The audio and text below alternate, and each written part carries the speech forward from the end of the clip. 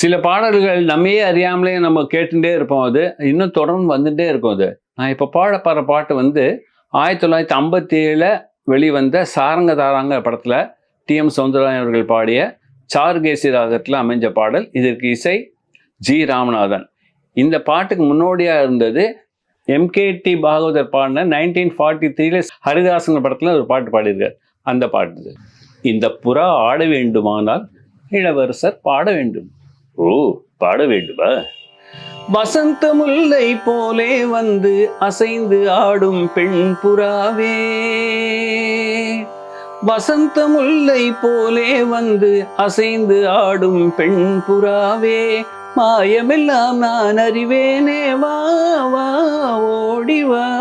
வசந்த முல்லை போலே வந்து அசைந்து ஆடும் பெண் புறாவே, மாயமெல்லாம் நான் அறிவேனே, வா வா ஓடிவா.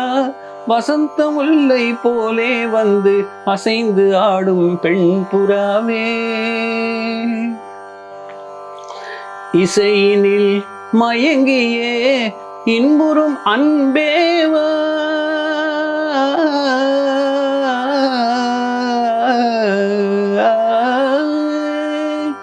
இசையினில் மயங்கியே இன்புறும் அன்பேவா, இடில உன்னையே என் மனம் நாடுதே, இடில உன்னையே என் மனம் நாடுதே.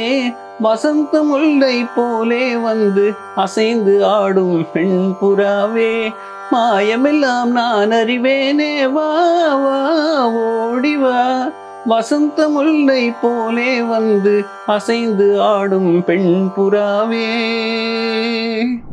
இந்த பாட்டோட முன்னோடி தான் இதுக்கு முன்னாடி ஹரிதாசன் படத்துல எம்.கே. தியாகராஜ அவர்கள் பாடிய பாட்டு மன்மத லீலையை வென்றார் உண்டோ அப்படிங்கிற பாட்டு. அதுவும் சாருகேசி ராகத்தில் அமைஞ்சது தான்.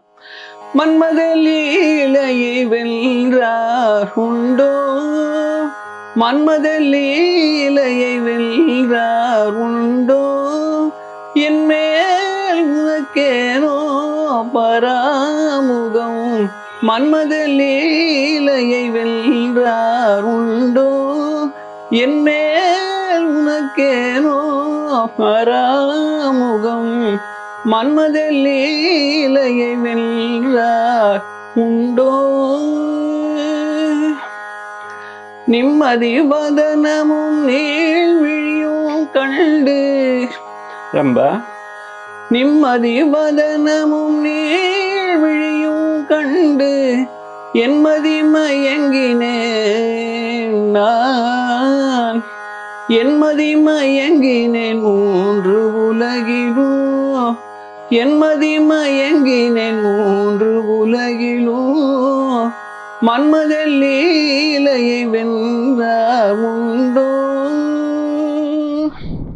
இன்னி வரைக்கும் இந்த பாட்டு ஹிட்டு தான். அது இந்த பாட்டு எங்கள் மாதிரி வயசில் கேட்காதவங்களே யாரும் இருக்கவே முடியாது.